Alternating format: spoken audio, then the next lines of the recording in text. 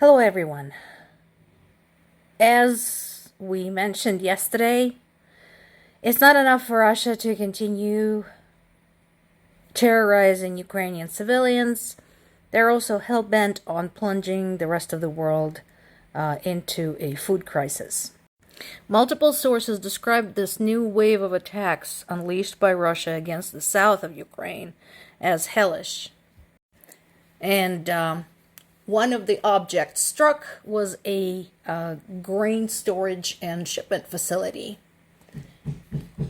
And that particular attack is very likely to affect the world grain supply. In the Chernomorsk port, 60,000 tons of grain were destroyed as the result of this attack. Those were supposed to be loaded on ships and sent out following the safe corridor. Now they're not going to. And since the supply is now going to run short, I strongly suggest we make a priority list for shipping the grain that is left. For example, I think that countries that declared themselves Russia's allies in all of this should go to the bottom of the list. And maybe they could appeal to Russia to get grain from them. Meanwhile, Russia is blackmailing the UN, saying that their demands are not being met. And of course, their demands are basically for Ukraine to surrender, for all of the aid to Ukraine to stop, etc., etc.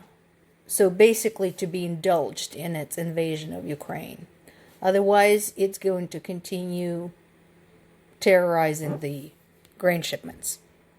While this statement is supposed to be comforting for the time being, I am concerned about the fate of support for Ukraine. Those of us who live in the United States and follow American politics know very well that should Republicans come to power in 2024, Ukraine is going to be screwed because they are already saying they're going to stop supporting Ukraine.